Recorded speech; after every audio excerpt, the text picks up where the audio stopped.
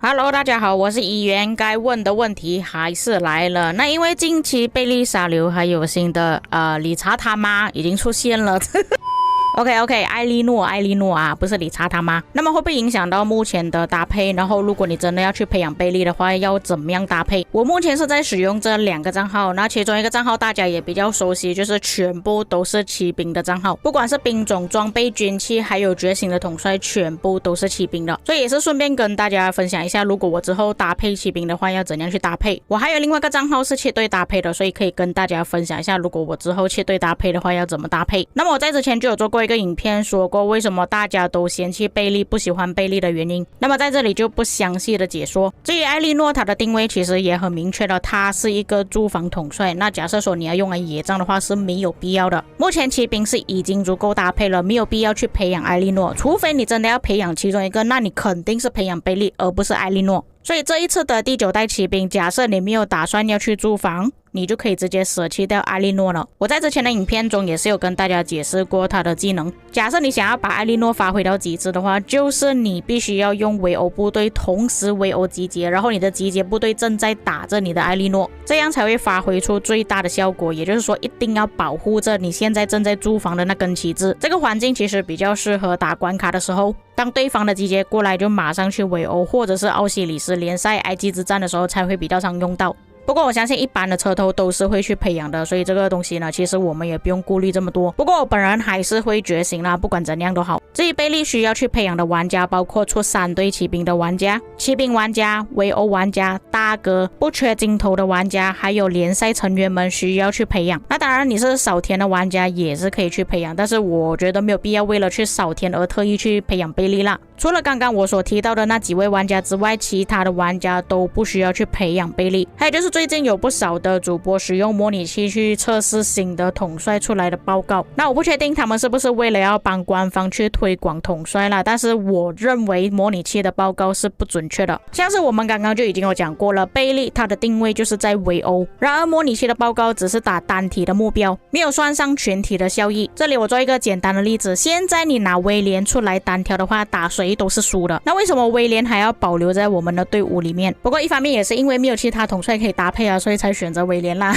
还有正常情况下我们打仗的时候是不可能单挑的。为什么大家这么执着于 AOE？ 就是用 AOE 打更多的目标啊，让更多的目标受到伤害呀。那么做单挑的测试又有什么意义呢？还有就是我前面所说的，艾莉诺塔是需要搭配围殴部队去攻击集结的，围殴的队伍越多，艾莉诺所提升的伤害就越高，而且他的技能都已经有写上帮助友方部队怎样怎样了，为什么还要做单挑测试？当然的，以前的统帅是没有这些效果，可以做单挑测试是没有问题的，但是偏偏第9代的骑兵就是要走团体路线，你不管怎样测试都好，都是没有一个标准答案的。这2位统帅都是需要靠围殴，那我就问一下，围殴的情况下，对方还会有好的报告可以看吗？那真的要拿出一个标准的话，就是平时你打野仗的时候，可能你自己的搭配没有包括贝利的情况下，打出来的报告会长什么样子。另外一个就是搭配了贝利之后，你的所有队伍出来的效益会变成怎样。如果出来的战损比有所提升的话，才是你真正需要的。那假设说你是用3队骑兵的玩家，可以用司机贞德、霍去病、威廉这2个队伍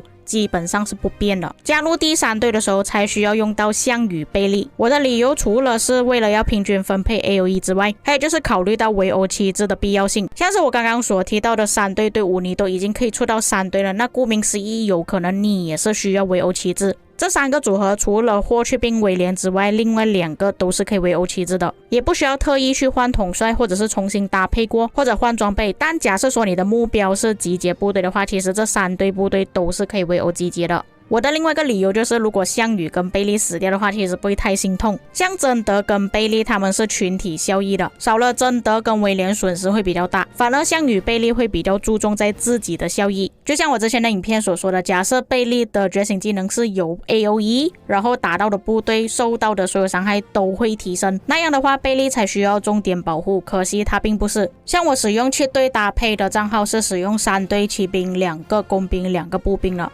那这个账号原本我是想要用项羽搭配查士丁尼的，但是我另外一个骑兵账号其实已经用过这个搭配组合了，查士丁尼真的没有你们想象中这么好用，所以我会把查士丁尼替换成贝利。另外2队工兵分别是布迪卡、李成贵、诸葛亮还有曼。工兵方面，其实诸葛亮、海尔曼是不需要替换的，这个组合是 OK 没有问题的。但是布迪卡那个搭配呢，你们可以把里程碑给换掉，变成亚速808。我还在使用这里程碑的原因就是镜头不够。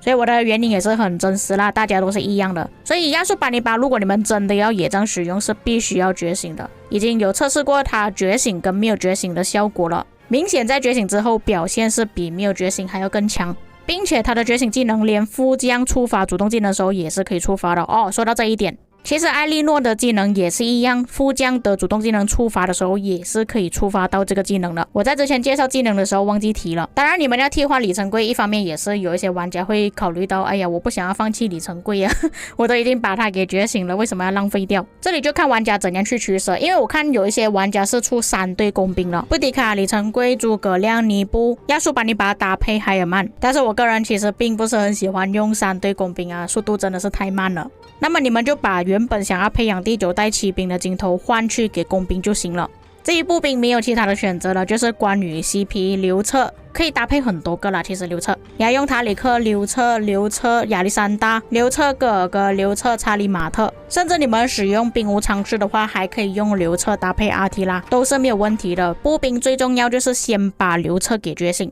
所以基本上要调整的就是工兵跟骑兵这2个而已。那我觉得下一次出现的步兵呢，可能会有所提升，因为现在的步兵是真的不太行了，所以官方下一次真的要出一个比较强的步兵。以上就是使用7队队伍搭配的玩家。那如果你是像我这样子只是玩全骑兵的话，要怎么搭配呢？司机真的是肯定固定了的，除非你是玩兵无常势有饰品的话，你可以把司机搭配给诸葛亮。我之前用过这个队伍搭配是真的很强的，但是只能用1个赛季而已啊，除非你下一次报名 KVK 也是一样有饰品的话，那你就可以换掉。霍去病、威廉或者是霍去病里程碑也是可以用的，不过我个人建议是换了饰品之后的里程碑了，而不是原本的里程碑。萨拉丁就比较多选择，你们可以选择萨拉丁里程碑、萨拉丁埃塞尔，甚至是萨拉丁炮王也是可以。我目前是正在使用萨拉丁里程碑的。至于项羽，就是我刚刚所说的，可以选择项羽、贝利，或者是如果你不想要去培养贝利，就是查士丁尼啊、本多忠胜、图拉真、波罗头都是可以的。第5个搭配，原本我是用阿提拉5天的，但是后来我换去贝特朗。贝特朗一般我是固定搭配本多忠胜或者是波罗头。假设要用到6队，就是阿提拉5天。那如果你要用到7队的话，就是图拉真加一个埃塞尔或者是花木兰。但是我不建议玩纯兵种，就是单一部队的玩家呢，使用超过5队以上，真的很难搭配。有没有这么多的装备军器也是问题。像我只是玩骑兵的玩家，其实还好，还知道要怎样搭配。但是你是使用步兵或者是工兵的话，是真的很难搭配了。最后说一下，这一次的骑兵也是一样没有 AOE， 我有什么想法？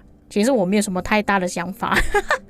大家都很纠结在 AOE， 但我从以前开始就已经放弃 AOE 这个东西了，主要是因为骑兵从第1代到第3代为止都是没有 AOE 的，就算是第4代孔雀威廉的出现，威廉有 AOE， 但也只是3公分而已。所以老实说，那时候我是已经没有在追求骑兵有没有 AOE 这件事情了，直到第5代的时候出现项羽至少有一个3星 AOE 了，但我不确定是不是每一个骑兵玩家都像我这么佛系啦，已经是放弃了的。就算现在新统帅贝利是没有 AOE 的，但是我也是会想办法给他一个 AOE， 就是用项羽搭配贝利。所以老实说，我并不是很纠结贝利到底有没有 AOE 这件事情啊，反正我都是会觉醒的。那么以上就是本期内容，至于各位有什么看法，可以在评论区给我知道。我们下个影片再见。